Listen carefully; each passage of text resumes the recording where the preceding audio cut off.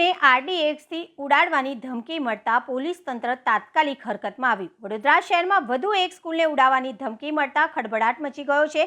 શહેરના હરણી વિસ્તારમાં આવેલી સિગ્નસ સ્કૂલને આરડીએક્સથી ઉડાડવાની ધમકી મળતા પોલીસ તંત્ર તાત્કાલિક હરકતમાં આવ્યું।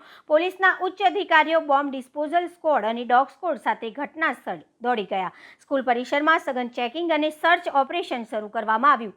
ઉલ્લેખનીય છે કે 12 દિવસમાં વડોદરાની 3 અલગ-અલગ સ્કૂલોને આ પ્રકારની ધમકીઓ મળી ચૂકી છે, જેના કારણે સુરક્ષા એજન્સીઓ સતર્ક બની છે। હાલ પોલીસ દ્વારા સમગ્ર મામલે ઊંડાણપૂર્વક તપાસ હાથ ધરવામાં આવી છે અને ધમકી આપનારને શોધવા માટે કાર્યવાહી શરૂ કરવામાં આવી છે। ધમકી ભર્યા ઈમેલ મળતા વાલીઓમાં ફફડાટ ફેલાયો છે। આ મેસેજમાં આરડીએક્સ મુકાયું અને આખી સ્કૂલ ઉડાવી દઈશું તેવી ધમકી આપવામાં આવી છે। ત્યારે હાલમાં બોમ્બ સ્ક્વોડ અને ડોગ સ્ક્વોડ સહિતની ટીમો દ્વારા સઘન તપાસ શરૂ કરાઈ છે। તાત્કાલિક વાલીઓને પણ જાણ કરી વિદ્યાર્થીઓને સેફલી ઘરે મોકલી દેવામાં આવ્યા છે।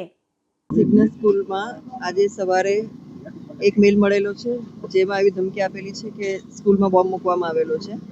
મેલ મળતા જ સ્કૂલના પ્રિન્સિપલે તાત્કાલિક પોલીસનો સંપર્ક કરેલો અને પોલીસની ટીમ અહીંયા પહોંચી ગઈ છે। Local police, BDDS, SOG, cyber તમામ અહીંયા પહોંચી ગયા છે અને કાર્યવાહી શરૂ કરી દીધી છે।